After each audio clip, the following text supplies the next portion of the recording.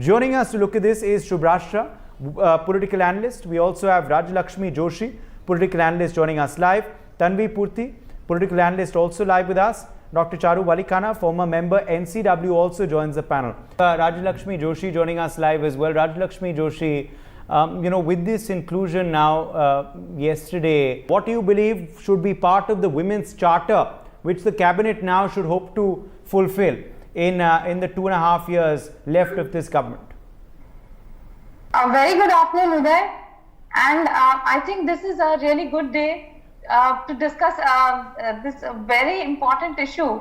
And I wouldn't really look at it as women empowerment, because I always believe that women, they don't need somebody else to empower them. We need to take it. This is something that we have to empower ourselves. But at the same time, I have been always impressed and influenced by one tagline that Prime Minister Modi ji gave, that is Beta Beti Ek Saman.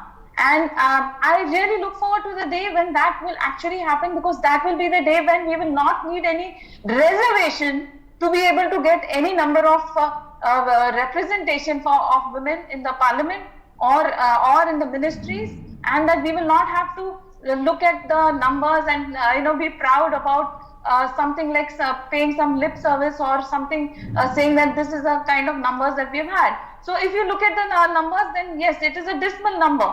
But then at the same time, this is a huge improvement from the earlier ministries, from the earlier governments. And I think that we have actually seen very important ministries being given to women. So I always look at it as, why should a ministry be looked at as, oh, this was given to this person because she is a woman? And at the same time, I also feel that something should not be denied to a woman because she is a woman. So this thing about women empowerment and all this, we have a long way ahead for women to actually find this place of equality. But at least it's a start. And I think that these key ministries, that is of Nirmala Sitharaman ji, she has held such important ministries like finance. She has held defense. So these are something that previous governments couldn't even think of. We have had very nominal or very insignificant ministries given to women in the past, even though some women have, they have overcome every odds, and we have had some real iron ladies in the past. But even then, the ministries have always been limited to some very nominal things. It was as if, it was that a certain number had to be filled, and that is why some ministries were given to women. But this time, I think that, like Charuji was saying, that Dr. Bharati Pawar has been given this ministry not because she is a woman and that a woman has to be accommodated here, but because she is deserving of it. She has been a surgeon herself. So that is why, and apart from that, she also knows, she has been working on the grassroots level. She knows exactly how to manage things. And that is exactly why she has been given that charge.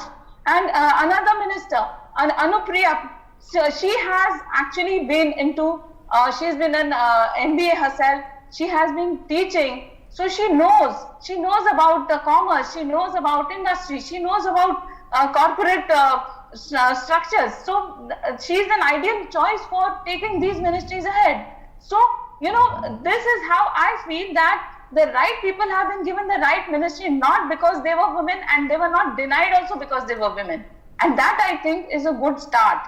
And I hope that, we see more and more representation, and that women come forward into politics, because it's a very difficult world out there for women in politics. And unless women start thinking that their voice needs to be heard, and that the story or that the rules are not always written by men, till that time, I think that women need to come out into politics themselves, and then we will be able to create an equal playing field for all of us. And this is just one, Subhrashtra, of many signals that were sent out yesterday in the cabinet. So a lot of signaling by this ministerial overhaul, as I'm calling it, not just an expansion, not just a reshuffle, but a complete overhaul. Subhrashtra.